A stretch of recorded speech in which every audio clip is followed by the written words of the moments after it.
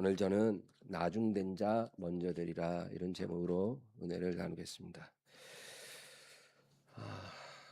하나님이 성경을 보면 이스라엘 민족을 선택하셨습니다.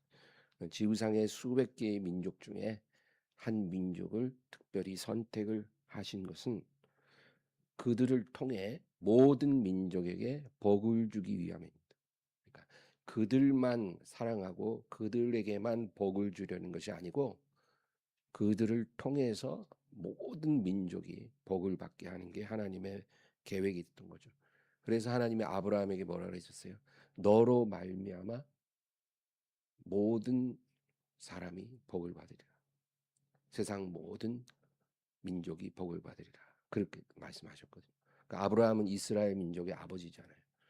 그러니까 하나님의 계획이 그렇다는 것입니다. 그런데 이스라엘은 이러한 하나님의 목적을 이해하지 못했습니다. 그래서 바울이 로마서 10장에서 우리 지난 시간에 10절 말씀에 뭐라 그랬어요? 사람이 마음으로 믿어 의에 이르고 입술로 시인하여 구원에 이르느니라. 이게 아주 간단한 구원의 법칙이에요. 마음으로 믿으면 의를 얻고요. 의를 얻으면 그 다음에 이제 입술로 시인할 때 구원을 받는 겁니다. 근데 이것은 유대인들에게만 해당되는 게 아니고 모든 사람에게 동등하게 적용되는 하나님의 기준입니다. 뭐 구원의 문이 유대인들에게는 넓게 열리고 이방인들에게는 좁게 열리고 그런 거 아니거든요. 예, 그런 거 없습니다. 뭐 요즘에 뭐 아빠 찬스, 엄마 찬스 하듯이 뭐 아브라함 찬스, 뭐 요셉 찬스 이런 거 없어요. 구원의 문은 똑같이 열리는 것입니다. 하나님은 차별하시지 않습니다. 그래서 이제 오늘 본문 11절 보겠습니다. 성경에 이르되 누구든지 그를 믿는 자는 부끄러움을 당하지 아니하리라 하니 이사야를 인용한 거예요. 누구든지 이것은 유대인이든 이방인이든 상관이 없다는 거죠.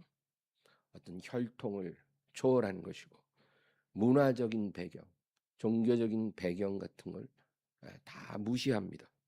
누가 됐든 상관이 없어요.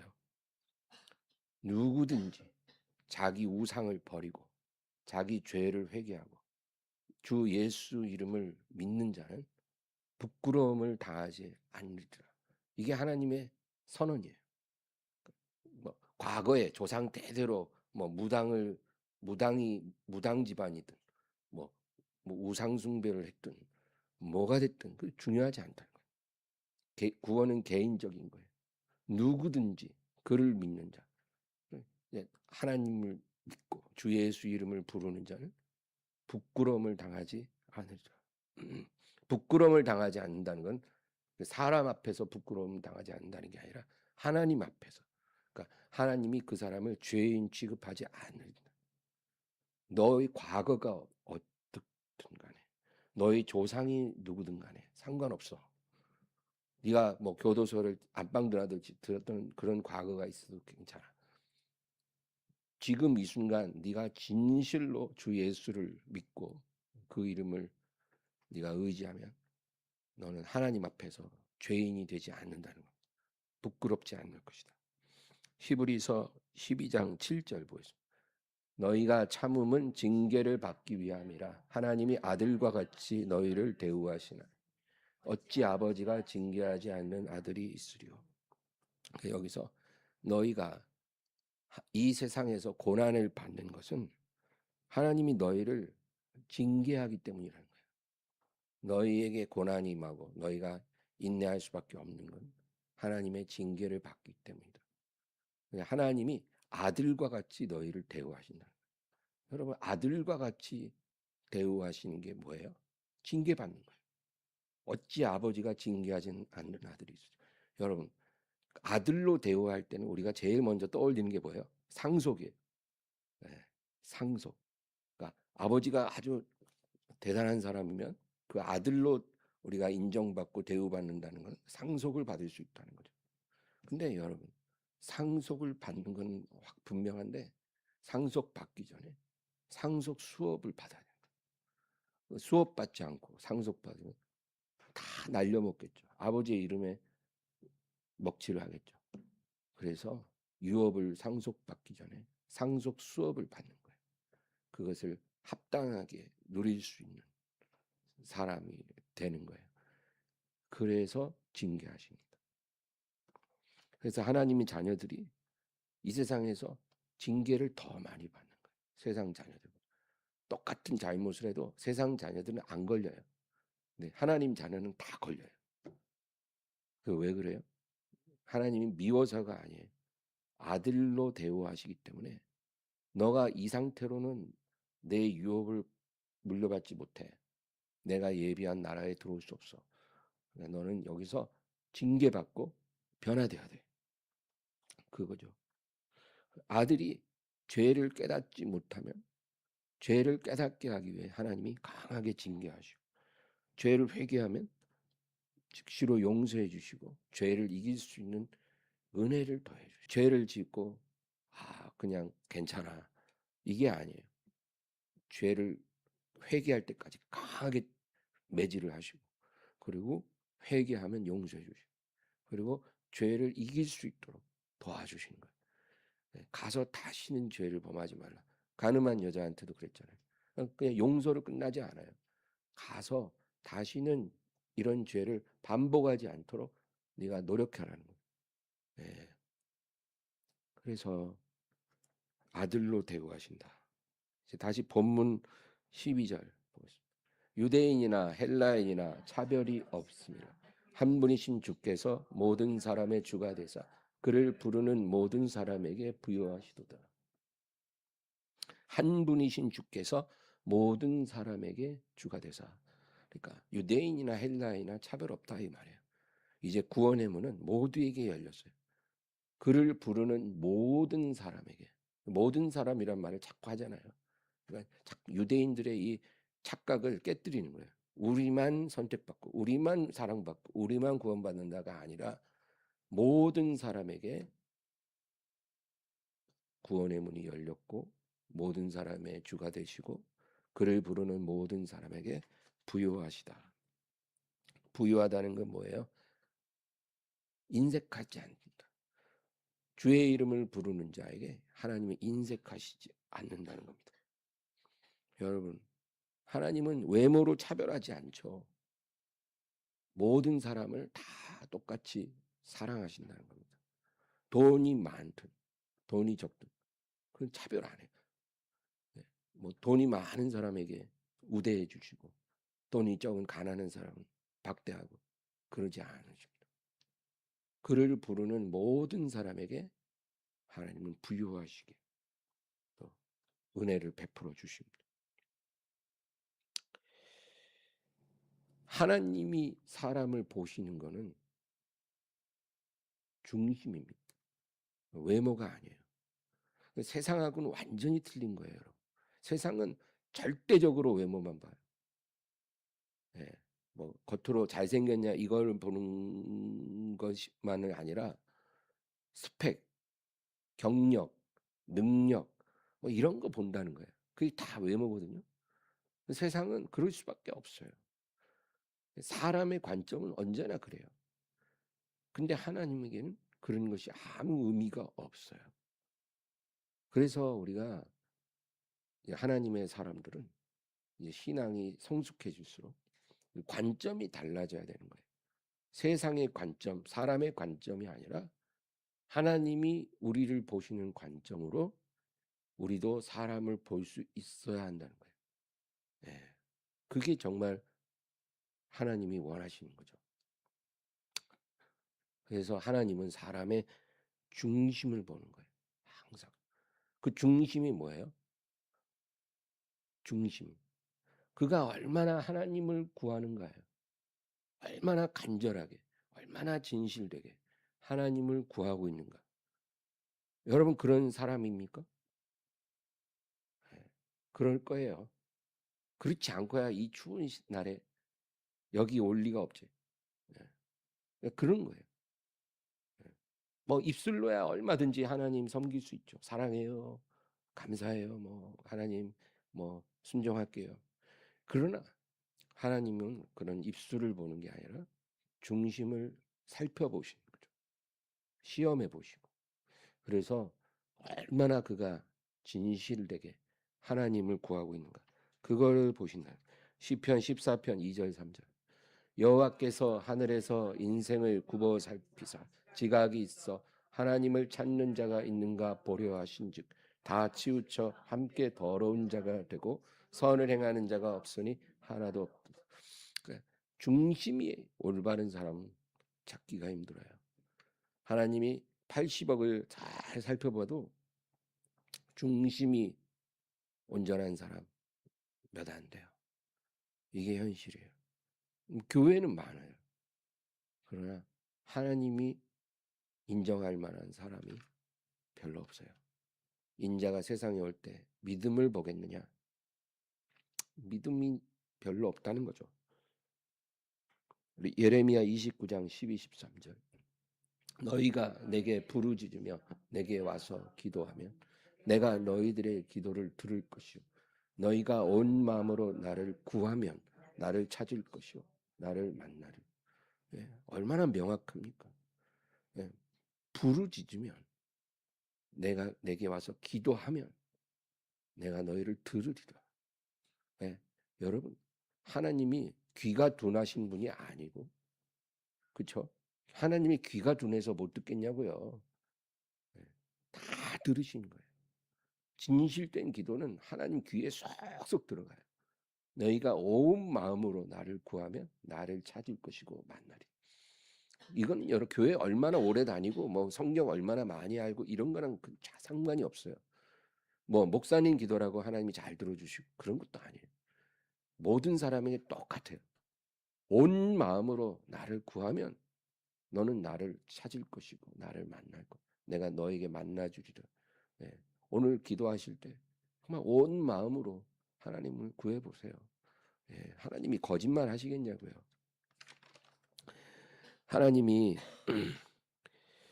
여러분 이 아브라함을 사랑하셨죠. 그래서 아브라함에게 뭐라 그랬냐면 내가 너에게 언약을 베풀고 내가 너에게 영원한 복을 주고 그리고 그 영원한 복이 사라가 너에게 낳은 아들을 통해서 계속되리라 그랬죠.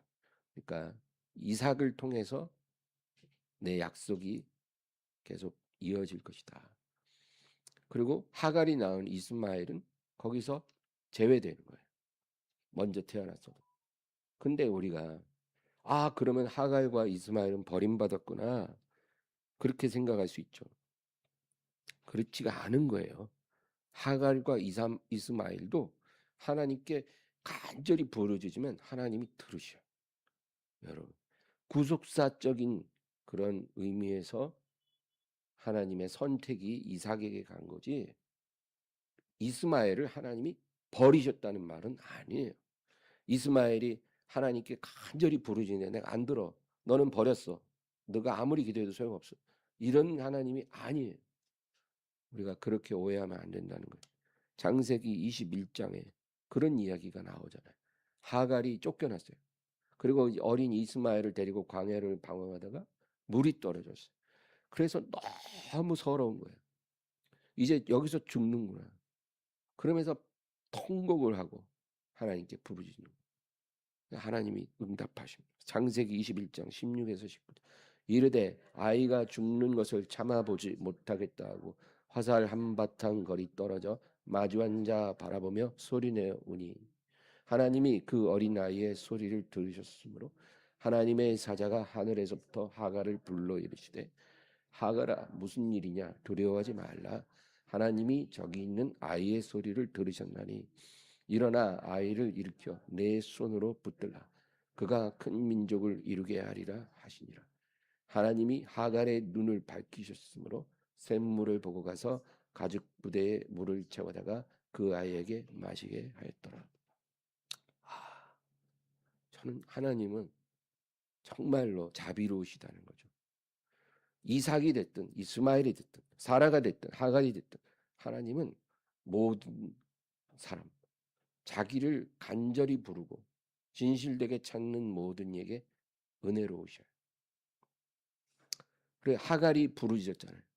근데 하갈의 기도만 들은 게 아니라 이 어린 이스마엘의 부르짖는 거를 들었다 그랬거든요. 이 이스마엘이 뭐라고 했겠어요? 내 생각에는 그냥 울기만 했을 것 같아요. 근데 울기만 해도 하나님이 다 알아들어. 예. 그거 아기를 키워본 엄마는 이해될 수도 있을 것 같아요.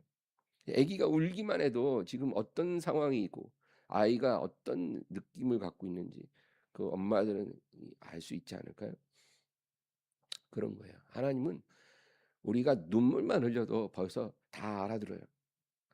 예, 우리 홍 집사님 표현으로 알아먹어요. 알아먹어. 알아먹어요. 하나님. 예, 울기만 해도. 예. 그래서 우리가 방언할 때 그게 무슨 소리인지 모르잖아요. 그래도 하나님 다 알아먹어요. 음, 그리고 응답하신다. 간절히 부르짖는 자에 응답하십니다. 욥기 38장 41절. 까마귀 새끼가 하나님을 향하여 부르짖으며 먹을 것이 없어서 허우적거릴 때 그것을 위하여 먹이를 마련하는 이가 누구냐. 아, 여러분 보세요. 이 미물도 하나님을 향하여 부르짖으며 먹을 것이 없어 허우적거릴 때 그 부르짖음을 듣고 먹을 것을 예비하시는 분이 있다는 거예요. 하나님 그게 가능하신 분이에요. 창조주이기 때문에. 근데 까마귀 1만 마리보다도 우리 한 사람이 귀하잖아요. 지구상에 있는 까마귀 다 합쳐도 우리 한 사람보다 귀하지 않아요. 근데 우리가 부르짖으면 하나님 안 믿겠냐고요. 근데 우리는 굶어 죽을까 봐 노후 준비, 노후 걱정 지금 몰라도 나중에 건강이 무너지고 돈 떨어지면 어떡하지? 나 늙어서 굶으면 어떡하지? 길에 나 앉으면 어떡하지? 이런 걱정을 하지 말라는 거예요. 우리 자식들 어떡하지? 걱정하지 마세요, 여러분. 하나님이 다 알고 계시고 책임지십니다. 그게 안 믿어지면 우리가 믿음이 왜 필요합니까? 뭘 믿고 있는 겁니까? 그것도 뭐 안 믿어지는데. 삶의 무게가 너무 무거울 때,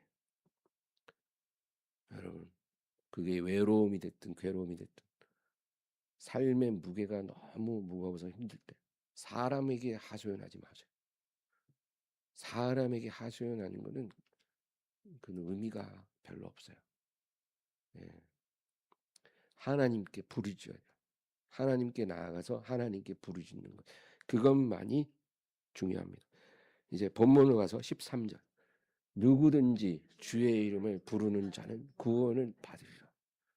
자꾸 누구든지 주의 이름을 부르는 자는 구원받으리라. 요엘서를 인용한 거예요.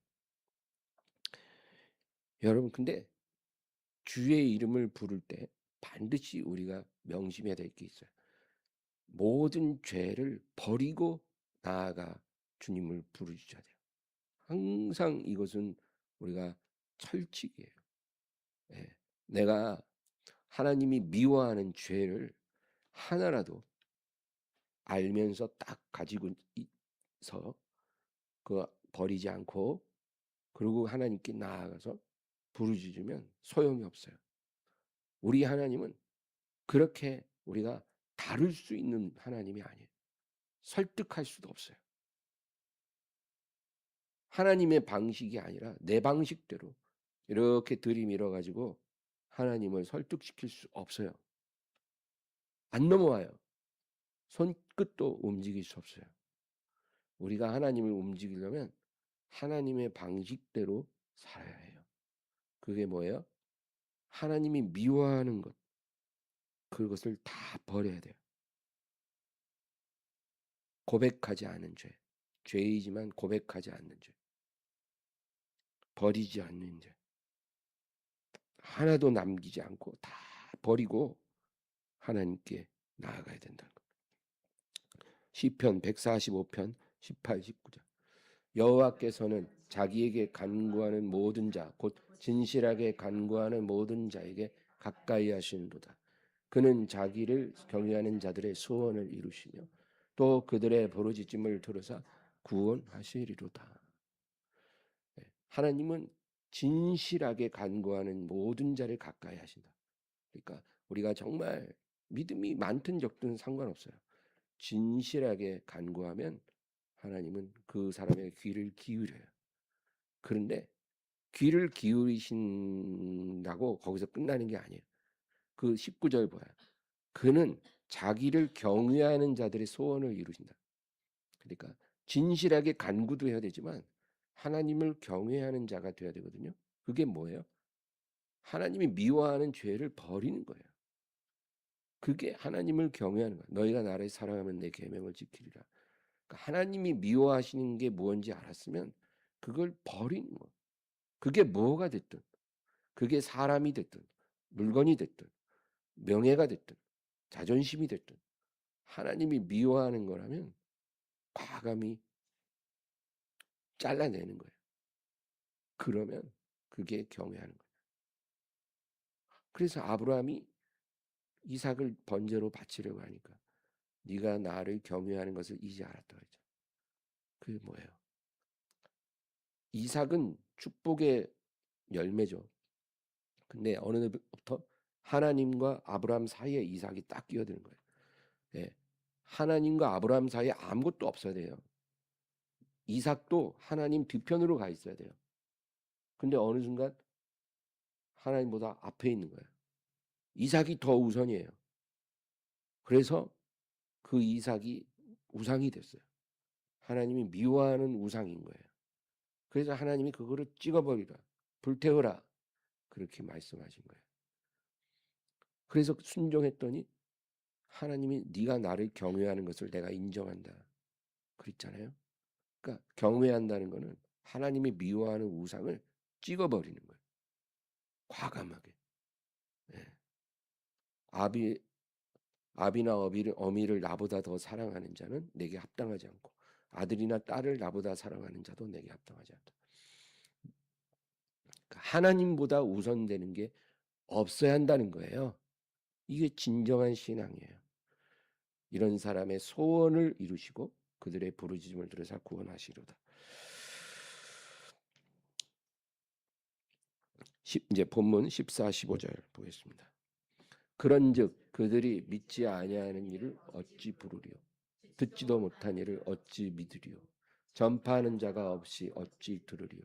보내심을 받지 아니하였으면 어찌 전파하리요? 기록된 바 아름답도다. 좋은 소식을 전하는 자들의 발이여 함과 같으니라. 우리가 전 시간에 마음으로 믿어 뭐에 이르고 의에 이르고 입술로 시인하여 구원에 이른다 그랬잖아요. 그러니까 구원받는 길은 뭐예요? 마음으로 일단 복음을 믿는 거고 그 다음에 입술로 예수님을 시인하는 그런 구원받는 거예요. 이렇게 간단하잖아요. 근데 여기서 뭐라 그러냐면 믿지 않는 일을 어찌 부르려? 그러니까 부를 수 없는 거죠. 먼저 예수님을 부르기 전에 마음으로 믿어야 된다 이 말이에요. 근데 듣지도 못한 일을 어찌 믿으리요 그런 거예요. 그러니까 복음을 들어야 믿을 수가 있는 거라는 거죠. 근데 복음을 못 들었는데 어찌 믿겠냐? 믿지 못하는데 어찌 주님을 부르겠냐? 그거예요. 그리고 전파하는 이가 없이 어찌 들으려. 그러니까 복음을 들으려면 누군가 복음을 전해야 되는 거예요. 전파하는 자가 있어야죠. 보내심을 받지 아니했으면 어찌 전파하리요? 하나님의 보냄을 받아 누군가 전하지 않으면 어찌 너희가 복음을 들을 수 있겠는가? 이렇게 계속 거슬러 올라가는 기록된 바 아름답도다. 좋은 소식을 전하는 자들의 발이여 함과 같으니라. 그러니까 지금 우리가 하나님의 보냄을 받아서 너희에게 복음을 전해주고 있다 이 말이에요.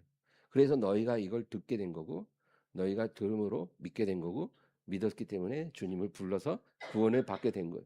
그러니까 너희가 할 일은 오직 복음을 듣고 믿고 예수님을 불러서 구원 받는 거야.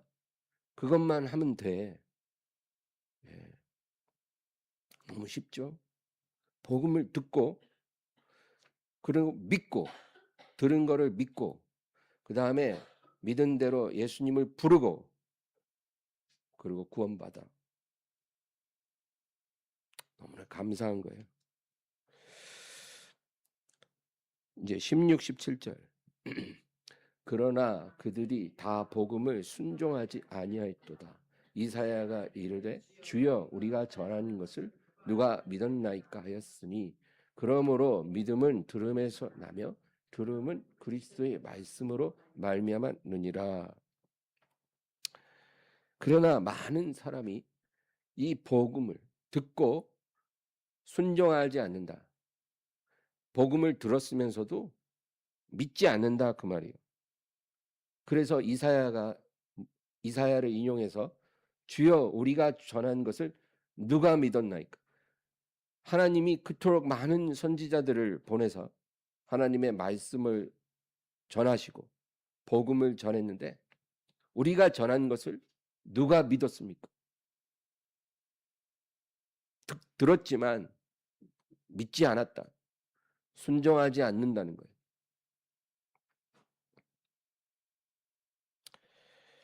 이게 어제 오늘 얘기가 아니에요. 이스라엘 백성의 역사 내내 항상 반복되어져 온 일이에요. 하나님은 끝없이 말씀하셨는데 이스라엘은 듣고도 순종하지 않아요. 그러니까 순종과 믿음은 동전의 양면이라 그랬죠. 믿으면 순종할 수밖에 없는 거예요. 그거는 분리될 수 없어요. 만약에 어떤 사람이 믿는다고 하면서 순종을 안 한다면 그거는 믿지 않은 거예요. 그게 자기는 믿는다고 하지만 믿지 않으니까 순종을 안 하는 거지. 믿으면 순종하게 된다는 거죠.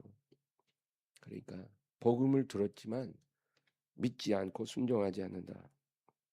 그래서 복음을 듣지 못해 하나님 말씀을 몰라서 멸망하는 게 아니고요. 말씀을 듣고 믿지 않았기 때문에 멸망을 당한다. 그게 이게 오늘날 우리 모두의 심각한 문제예요. 몰라서 구원의 길을 몰라서 복음을 못 들어서 멸망하는 사람 없어요. 만약에 그런 사람이 있다면 하나님이 천사를 보내서라도 복음을 들려주셨을 거예요. 하나님이 그렇게 하지 않아요.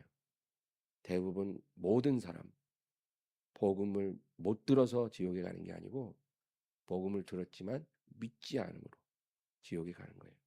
히브리서 4장 1절 2절. 그러므로 우리는 두려워할지 그의 안식에 들어갈 약속이 남아 있을지라도 너희 중에는 혹 이르지 못할 자가 있을까 함이라. 그들과 같이 우리도 복음 전함을 접은 자이나 들은 바 그 말씀이 그들에게 유익하지 못한 것은 듣는 자가 믿음과 결부시키지 아니함이라. 교회 안에서 같은 말씀을 들었지만 너희 중에 혹 하나님의 안식에 이르지 못할 자가 있을까 두려워하라. 같은 하나님 말씀을 들어도요. 믿는 자가 있고 또 믿지 않을 수도 있다 이 말이에요. 믿지 않으면 100번 1000번을 들어도 소용이 없는 거예요.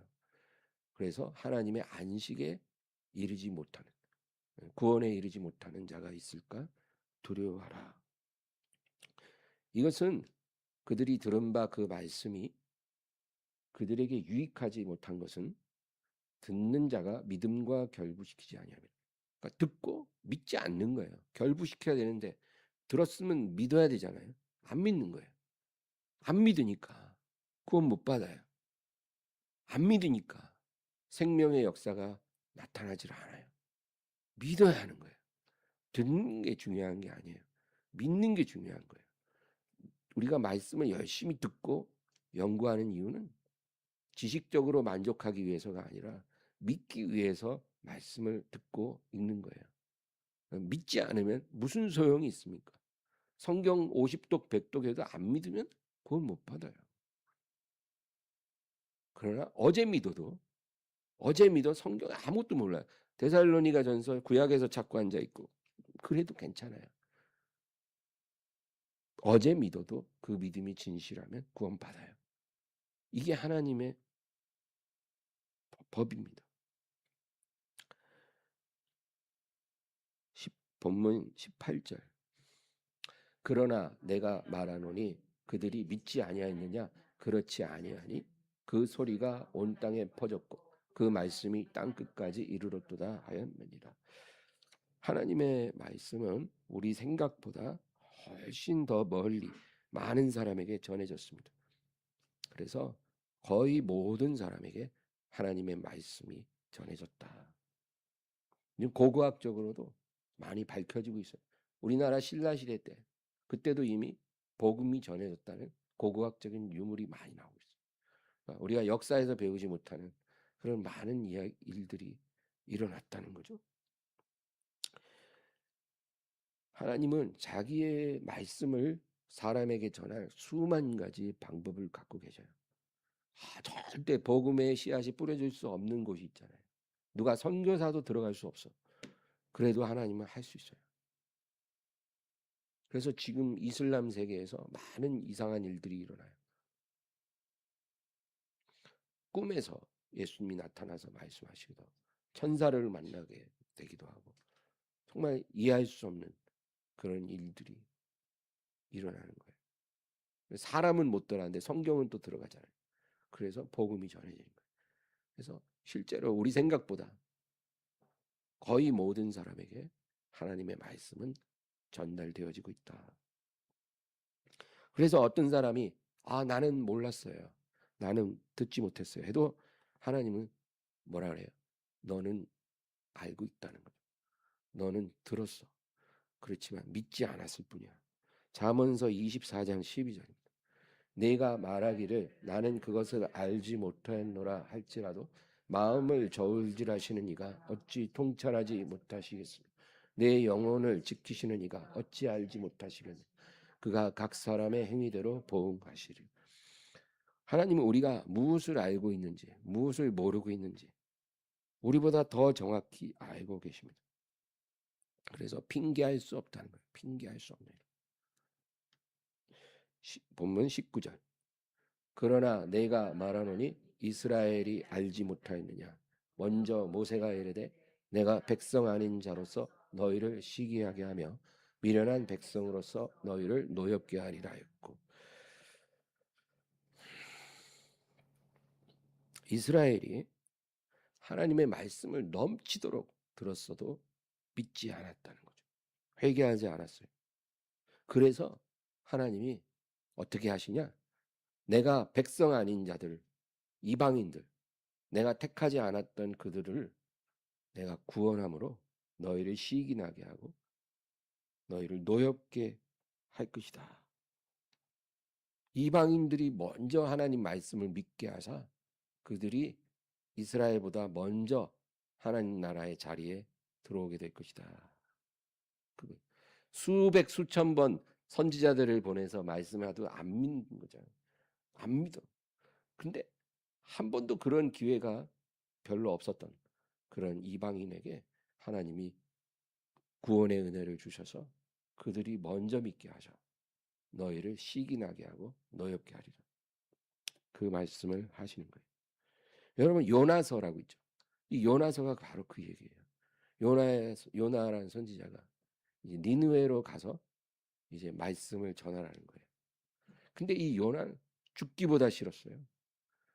요나의 마음에 어떤 두려움이 있냐면 내가 복음 전해도 저 사람들이 회개하지 않을까봐 두려운 게 아니라 회개할까봐 두려운 거. 이해할 수 있어요? 요나의 마음이 그거예요. 이놈들이 내가 전도하는 거 듣고 회개하면 큰일 나는데 어떡하지? 이 조바심을 가지고 니느웨에 갔어요. 아니나 다를까. 딱 하루 전에 했는데 온 성이 다 회개했어요. 하나님은 그렇게 재미난 분이에요. 하나님은 전도자의 심령의 상태와 상관없이 일하실 수 있어요. 요나는 전도하면서도 아주 성의 없이 했을 거예요. 듣든지 말든지 제발 좀 듣지 마라. 이러고 전했을 거예요. 근데도 그냥 단 하루 만에 온 성이 회개했어요. 그러니까 요나가 너무 화가 나고 또 시기가 생겨요. 왜?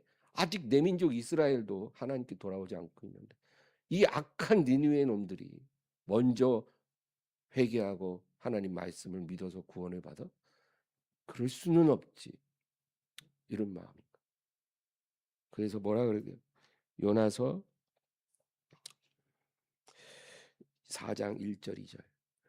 요나가 매우 싫어하고 성내며 여호와께 기도하여 이르되 여호와여 내가 고국에 있을 때 이러하겠다고 말씀하지 아니하였나이까. 그러므로 내가 빨리 다시스로 도망하였사오니 주께서는 은혜로우시며 자비로우시며 노하기를 더디하시며 인애가 크시사 뜻을 돌이켜 재앙을 내리지 아니하시는 하나님인 줄을 내가 알았음이니이다. 그러니까 이 요나의 감정이 장차 이스라엘이 갖게 될 감정을 말하는 거예요. 이스라엘이 시기나고 노하게 할 거라는 거예요. 왜? 너희가 너무 내 말을 안 들으니까, 내 말을 믿지 않으니까 내가 내 백성 아닌 자들을 먼저 믿게 해서 너희를 노하게 하고 시기나게 할 것이다. 이제 본문 20절 21절.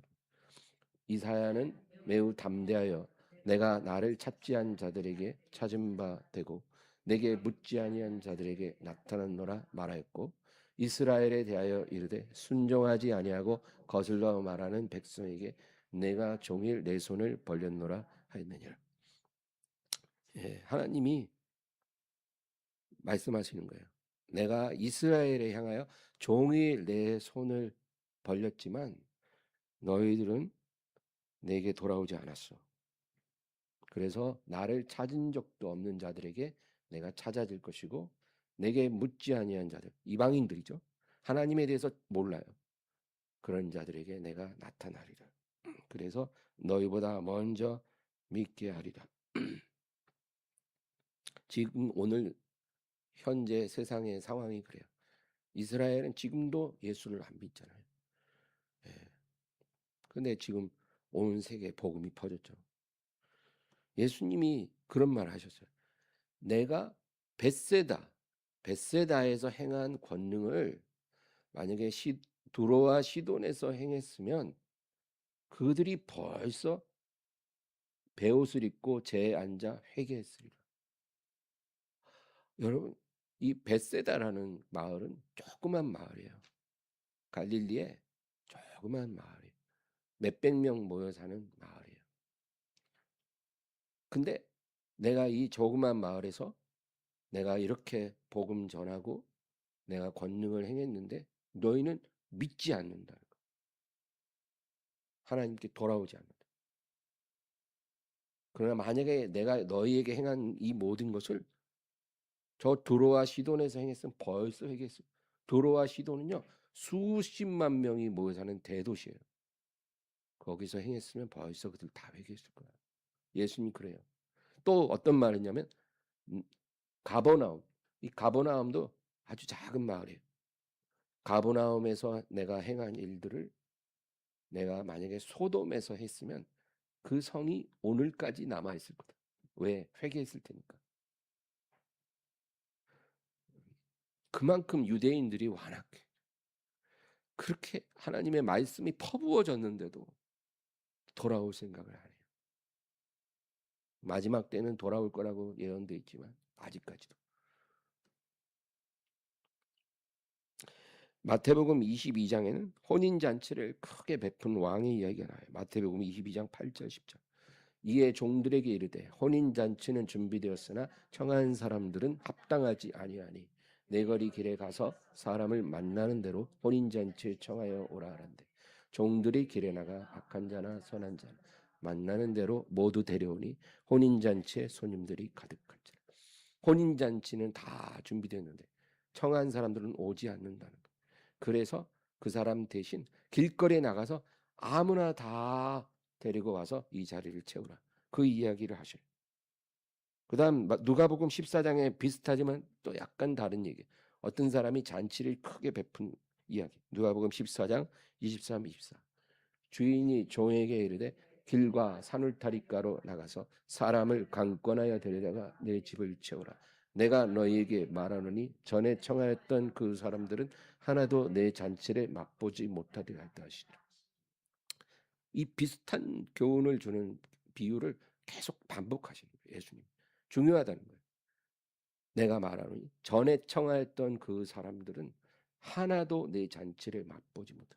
그러니까 처음에 초대장을 이렇게 발급한 그 사람들 있잖아요. 그 초대받은 사람들 안 오는 거예요. 다 일이 있다고. 소를 사서 안 오고 결혼해서 안 오고 뭐 집안에 일 있어서 안 오고 안 와요. 화가 나서 길거리에 나가서 강권하여 내 자리를 채우라. 이 잔치 자리를 채우라. 그래서 원래는 초대받지도 못할 사람들이, 무지랭이들이, 부족한 사람들이 그 자리를 차지하게 될 거다. 그 얘기. 예수님이 이렇게 계속 말씀하시는 게 뭐냐면은 그거예요. 먼저 초대받은 자들은 잔치에 들어가지 못할 것이다. 그들이 원래 그 자리에 앉아야 되는데 그 자리에 앉지 못할 것이고, 나중에 부름받은 사람들, 부족한 사람들이 그들 대신에 잔치에 들어갈 것이다. 그 얘기예요. 예수님은 그 얘기를 수없이 반복해요. 내가 너에게 이루는 세리와 창녀들이 너희보다 먼저 하늘나라에 들어가리라. 누구보다 먼저? 바리새인들보다. 일주일에 2번씩 금식하고 11조하고 정말 경건하게 살아가는, 겉으로는 그런 사람들보다 먼저 천국에 들어간다. 그래서 예수님이 결론적으로 하는 말씀이 먼저 된 자가 나중되고 나중된 자가 먼저 되는 일이 많으리라. 그게 결론이에요. 이 표현을 예수님 몇 번 하셨을까요? 3번이나 했어요. 각각 다른 상황에서 예수님이 이 같은 표현을 3번이나 해요. 우리가 그거 살펴보고 오늘 말씀을 마치려고 해요. 첫 번째는 마태복음 19장 29, 30절이에요. 또 내 이름을 위하여 집이나 형제나 자매나 부모나 자식이나 전토를 벌인 자마다 여러 배를 받고 또 영생을 상속하리라. 그러나 먼저 된 자로서 나중되고 나중된 자로서 먼저 될 자가 많으니라. 여기 보면 이게 연결되는 말이죠. 내 이름을 위하여 집이나 형제나 자매나 부모나 자식이나 전토 벌인 자. 근데 여러분 보세요. 사람에게 제일 소중한 게 여기 다 있어요. 집, 형제, 자매, 부모, 자식, 땅. 이게 우리 인생의 이 세상 삶에서 제일 소중한 거 아니겠어요? 이걸 누가 버리겠냐고요. 버릴 수 없죠.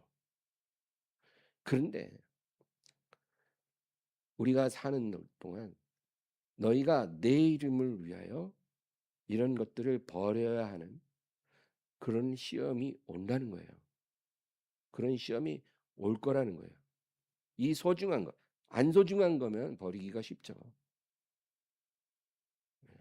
근데 이런 것들을 내 이름을 위하여 너희가 버리는 시험이 오는데 그 시험을 통과하는 사람도 있을 것이고 그 시험을 통과하지 못하는 사람도 있을 거라는 거예요. 믿는다고 하는 사람들 중에. 그래서 어떻게 되냐? 먼저 된 자로 나중되고. 그러니까 먼저 믿고 오래 믿었어요. 믿음이 훌륭하다고 다 인정해 주는 사람이에요. 근데 그 시험을 못 통과하는 거예요. 오래 믿었는데 주님 이름을 위해 집도 형제도 자매도 부모도 자식도 전토도 버릴 수가 없어. 그러면 어떻게 돼요? 나중돼요. 천국의 마지막 자리. 지옥에 간다는 말이 없어서 너무 감사해요. 구원은 믿음으로 받는 거니까 구원은 받는데 천국 자리에서 뒤로 밀려나요.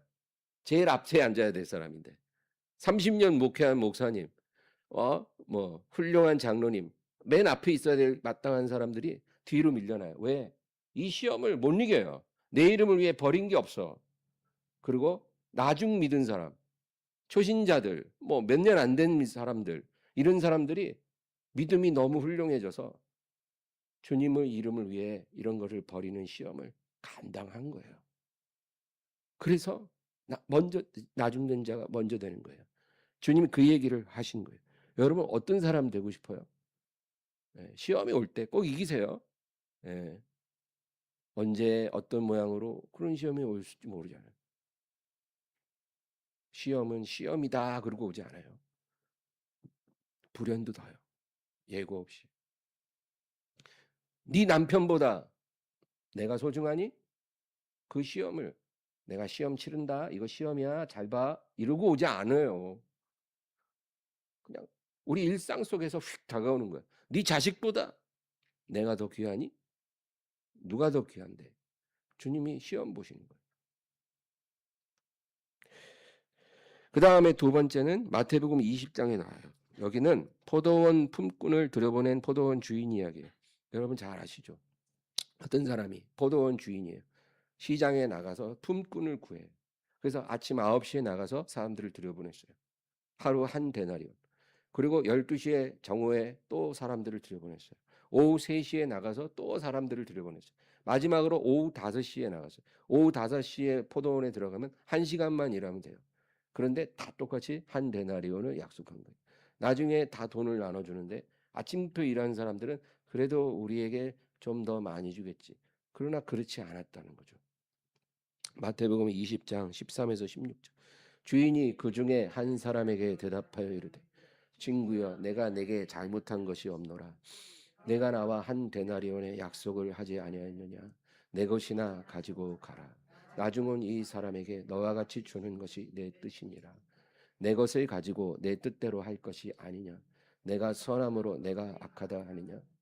이와 같이 나중된 자로서 먼저 되고 먼저 된 자로서 나중되리라. 이 얘기는 우리에게 뭘 말해주냐면 주님의 포도원에 언제부터 우리가 들어가 일을 했는지는 우리가 받을 상급과 아무 상관이 없어요. 예, 아침부터 일찍 포도원에 들여져 갖고 땀 흘리며 하루 종일 일을 하든 오후 5시에 들어가서 1시간만 일을 하든 그것은 우리가 받을 상과 상관이 없어요. 왜? 포도원 주인이 우리를 그때 불러줬기 때문에 들어간 거예요. 그잖아요. 오후 5시에 들어간 사람들이 그 시간에 들어가려고 기대나 했겠어요? 예? 누가 그 시간에 한 데나리온이나 주고 일을 쓰겠어요? 기대도 안 하고 그냥 놀고 있었던 거예요. 근데 포도원 주인이 내가 한 데나리온 줄 테니까 들어가. 나 믿고 1시간만 해. 그럼 줄게. 그래서 들어간 거잖아요. 그러니까 포도원 주인 마음이에요. 포도원 주인이 그때 그들을 불렀기 때문에 들어간 거기 때문에 일찍 들어간 사람도 자랑할 게 없고 늦게 들어간 사람도 모자란 게 없다는 거예요. 그러니까 우리가 언제부터 예수님을 만나서 믿어서 주님을 섬겼는지 그것은 하나님 앞에 중요한 게 아니다. 오래 믿었다고, 먼저 믿었다고, 죄를 많이 했다고 더 받을 것이라고 기도하면 실망하게 된다. 주님이 보시는 것은 주님을 섬기는 시간이 아니고 주님을 섬긴 동기예요. 동기. 이게 중요한 거예요. 동기. 시간이 아니라 동기. 예배 한 번을 드리든 예배 10번을 드리든 횟수가 중요한 게 아니라 예배를 드린 동기가 중요한 거예요. 봉사를 1년 했든 10년 했든 그 기간이 중요한 게 아니라 봉사를 한 동기를 보시는 거예요. 그것이 주님이 사람을 평가하고 상 주시는 기준이에요. 그래서 여러분 과부의 2렙돈 이야기 아시죠? 과부가 2렙돈 드렸어요. 적은 거예요. 근데 주님 뭐라 해요? 모든 사람 중에 이 과부가 제일 많이 드렸다. 그게 뭘 말해요? 동기를 보는 거예요. 금액을 보는 게 아니라 동기를 보시고 평가하신다. 그 얘기예요. 한 죄인 여자가 예수님 발에다 향유를 다 부어드렸잖아요. 다 욕했어요. 미친 여자가. 근데 주님 뭐라 그래요? 앞으로 내가 이 세상에 다시 올 때까지, 세상 끝날 때까지 복음이 전해지는 곳에서는 어디서든지 이 여자가 행한 것도 기념하리라. 엄청난 축복을 하신 거예요. 그건 뭐예요? 내가 이제까지 받은 예배 중에 최고의 예배를 이 여자가 드렸다 그 얘기예요. 이 여자가 지금 한 행위가 사람이 내게 드릴 수 있는 최상의 가장 아름다운 예배, 향기로운 예배였다는 거예요. 그래서 주님이 그걸 인정하시고 이 여자가 행한 것을 기념하리라. 그래 하나님이 사람을 보는 관점이 무엇인가를 우리가 알 수 있는 거죠. 마지막으로 누가복음 13장이에요. 이게 제일 심각해요. 앞에 2개는 우리가 지옥에 가지는 않아요. 우리가 먼저 됐다 나중돼도 천국 맨 끝자리에 앉는다 그 얘기죠. 그 얘기를 했지만 여기서 이제 3번째는 아예 바깥 어두운 데 쫓겨나 일을 가는 것. 누가복음 13장 24, 25절 먼저 보겠습니다. 좁은 문으로 들어가기를 힘쓰라. 내가 너희에게 이르노니 들어가기를 구하여도 못하는 자가 많으리라. 집주인이 일어나 문을 한 번 닫은 후에 너희가 밖에 서서 문을 두드리며 주여 열어주소서 하면 그가 대답하여 이르되 나는 너희가 어디에서 온 자인지 알지 못하리라 하리니. 여기 보면 이제 좁은 문으로 들어가기를 힘쓰라. 예수님이 그랬잖아요. 너희는 좁은 문을 찾아 들어가기를 힘쓰라. 들어가고 싶어도 못 들어가는 자가 많을 거다. 왜 그럴까요? 왜 들어가기를 원하는데 못 들어갈까요? 그 좁은 문이 어디 있는지도 알아요. 그리고 내가 저 문으로 들어가야 그 문이 생명으로 이어지고 예수님을 따르는 그 길이 된다는 것도 알고 있어요. 다 알아요. 근데 안 들어가져요. 여러분 이해되세요? 아이들이 공부하잖아요. 공부해야 되는 거 모르는 애가 있을까요? 대부분 알아요. 내가 지금 공부 열심히 해야 된다는 거 다 알아요. 근데 공부하는 애가 있고 아는데 공부가 안 되는 거예요. 공부가 안 되는 거예요. 게임하고 싶고 다른 거 하고 싶지. 공부가 안 되는 거예요. 하고 싶은데 해야 되는 것도 아는데 공부가 안 돼요. 기도도 그렇잖아요. 기도해야 되는 거 몰라요? 알지만 기도 안 되잖아요. 테레비는 그렇게 쉽게 봐지면서도 기도하려면 잘 안 되잖아요. 그런 거예요. 좁은 문 들어가야 되는 거 알지만 좁은 문으로 들어가지지가 않는 거예요. 그래서 대부분 알면서도 좁은 문으로 안 들어가요. 그런데 문제가 있어요. 25절이에요. 집주인이 일어나 문을 한번 닫는다는 거예요. 좁은 문이에요. 좁은 문을 집주인이 닫아버려요. 이 문은 영원히 열려 있는 게 아니었다는 거예요. 한 번 닫히면 두 번은 안 열리는 문이에요. 딱 한 번 닫히면 끝이에요. 지금은 열려 있지만 한 번 닫히면 두 번 다시 안 열리는 문이 좁은 문이에요. 그래서 집주인이 이제 일어나 문을 닫은 후에 그제서야 비로소 이제까지 좁은 문 보면서도 거들떠도 안 보고 안 보이는 것처럼 모른 척하던 사람들, 그리고는 사람들이 다 들어가는 넓은 문만 왔다 갔다 하던 사람들, 그런 사람들이 그제서야 밖에서 문을 두드리며 열어주소서. 왜 닫은 후에 그러냐고요. 이제 안 열리는데. 그렇게 얘기하는 거예요. 그 다음 26, 27절. 그때 너희가 말하되 우리는 주 앞에서 먹고 마셨으며 주는 또한 우리를 길거리에서 가르치셨나이다 하나 그가 너희에게 말하여 이르되 나는 너희가 어디에서 왔는지 알지 못하노라. 행악하는 모든 자들아 나를 떠나가라 하리라. 이 사람들이 뭐라고 그러냐면 우리가 주님 앞에서 늘 먹고 마시고 주님 앞에 앉아 말씀 듣지 않았습니까? 우리 모르세요? 그런다는 거예요. 그러니까 교회 열심히 다녔다 이거예요. 신앙생활 열심히 했다는 거예요. 우리가 이렇게 하지 않았습니까? 왜 우리 모르세요? 난 너희를 모른다는 거예요. 왜? 너희는 내 앞에서 먹고 마신 거 알아. 또 내 앞에서 말씀 들은 거 다 알아. 근데 좁은 문으로 안 들어갔어. 내가 좁은 문으로 들어가라고 그렇게 말했건만 알면서도 안 들어갔어. 못 본 채 했어. 그리고 너희들은 늘 넓은 문으로만 갔어. 세상 사람들이 좋아하는 그 문으로만 너희는 들어갔어. 그런데 문 닫힌 후에 열어달라고? 나는 너희를 알지 못해. 이렇게 된다 이 말이에요. 이제 28에서 30절. 너희가 아브라함과 이삭과 야곱과 모든 선지자는 하나님 나라에 있고 오직 너희는 밖에 쫓겨난 것을 볼 때 거기서 슬피 울며 이를 갈리라. 사람들이 동서남부로부터 와서 하나님의 나라의 잔치에 참여하리니 보라 나중된 자로서 먼저 될 자도 있고 먼저 된 자로서 나중될 자도 있느니라 하시더라. 그러니까 여러분 예수님의 이 표현을 다른 상황에서 3번이나 하신다는 건 이런 일이 마지막 날에 엄청나게 많이 일어난다 그 얘기예요. 그래서 정말 주님의 나라에 들어가야 될 자, 제일 높은 자리에 있어야 될 자들이 못 들어가고 바깥 어두운 데 쫓겨날 것이고 그리고 나중에 믿은 자들, 늦게 온 자들, 교회에서 눈에 띄지도 않고 세상에서 아무것도 아닌 그런 사람들이 천국 잔치에 먼저 앉게 되리라. 하나님 나라에서 큰 자로 여겨질 것이다. 그들이 세상에서 아무것도 아니었기 때문에 큰 자가 되는 게 아니라 좁은 문으로 들어갔다는 거예요. 언제 믿었든 간에. 1년을 믿었어도 그들은 말씀을 듣고 믿었고 그리고 순종했다는 거예요. 무슨 말씀에 순종했어요? 좁은 문으로 들어가라고 하는 말씀에 순종했어요. 그래서 그들이 내 잔치에 들어오리라. 여러분, 우리가 이런 사람이 돼야 돼요. 하나님 말씀을 믿으십시오. 듣기만 하지 말고 이제 믿으세요. 그리고 좁은 문으로 들어가세요. 좁은 문이 뭘까요? 성령님이 가르쳐 주실 것입니다. 우리의 삶에서 이것이 가장 중요해요. 돈을 버는 것보다, 성공하는 것보다 이것이 중요한 거예요.